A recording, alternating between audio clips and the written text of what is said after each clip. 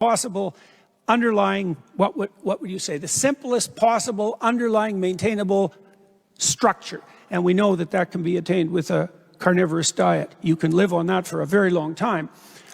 In fact, whole societies have done that, for, like the Inuit in northern Canada, when they've survived on primarily meat for, well, their entire cultural history. So we know that that's possible. If your symptoms don't resolve in consequence, well, then there's no loss, except that it's a difficult diet to attempt. And if they do resolve, well, that's a pretty good deal for you. And then it's inexpensive, and there's going to be all sorts of corollary benefits. And then with any luck, if your symptoms do resolve and you find the diet too restrictive, you can start by introducing one food category at a time, and carefully.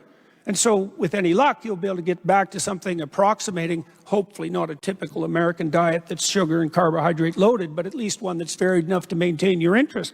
None of this seems impossible. And the more I've thought about this as a scientist, and I came to these conclusions with great hesitancy, by the way, because I know it's quite a radical solution. But as I was thinking it through as a scientist, it just became more and more obvious. It's like you don't want to hurt people when you're attempting to generate a solution to a health problem that they have, and a ketogenic diet certainly won't hurt them. It might help. If it doesn't, well, then you can stop doing it. It's very inexpensive.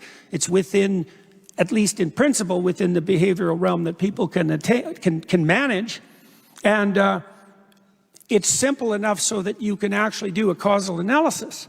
Plus, the results appear quickly enough so that that's maintaining and rewarding in and of itself. That's a pretty good list of positive possibilities. And so there's another advantage as well with regards to ketogenic or plant-free ketogenic diets, is that the people on them don't have to be hungry. So most of the time when people are considering something like weight loss, they think they have to go on a diet. So they need to go on a diet, they need to lose 30 pounds or 40 pounds or 50 or 100 pounds. And then the theory is they've lost the weight and they can go off the diet, which they want to do because they're always hungry on the diet and no one can maintain that.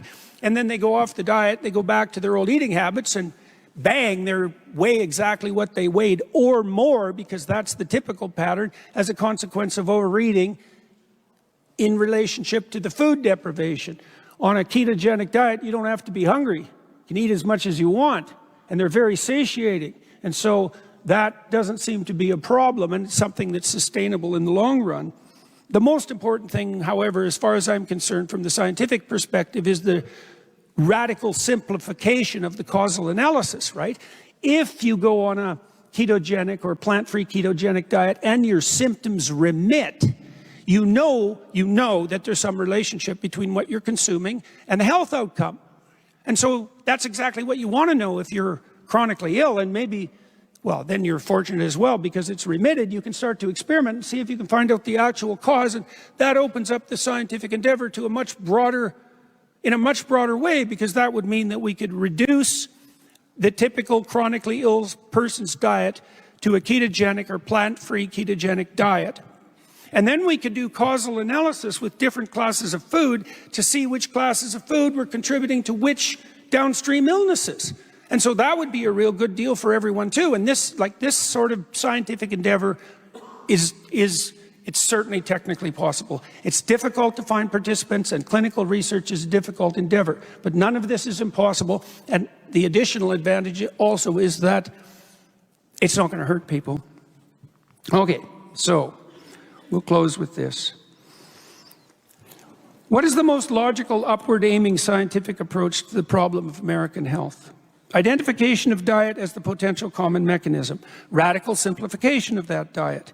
Analysis of programmatic variation of that simplified diet as food items are added in by category, one by one.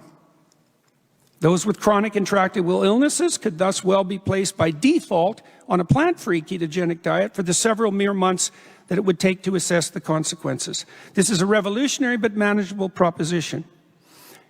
Before it becomes a generalized standard of care, however, the relevant studies should be done. We have more than sufficient anecdotal data pertaining to the positive effect of such simplified diets. The testimony of thousands of people, which is not sufficient to constitute proof, but is certainly sufficient to justify hypotheses. The goal is health, The approach is generally of upward aim and commitment to the truth. The specific strategy is restriction of all extraneous dietary variables, analysis of the consequences of that restriction, and then systematic variation with the return to a more varied diet. Simple, elegant, implementable, necessary. The alternative, given the crisis that confronts us on multiple health fronts, is dreadful. The continued sickening of the American people, with all the unsustainable economic burden that sickening is and will continue to produce. Demoralization, decline in productivity, and spiraling healthcare costs that are already mounting to the point of unsustainability. We could replace that miserable future with something much brighter and healthier if we had the moral and political will to do so. Thank you very much.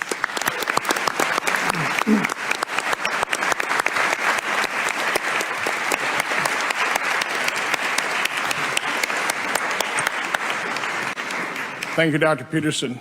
Our next presenter, Dr. Marty Makary, also bears a few scars from telling the truth during COVID. Dr. Makary is a surgeon and public policy researcher at Johns Hopkins University.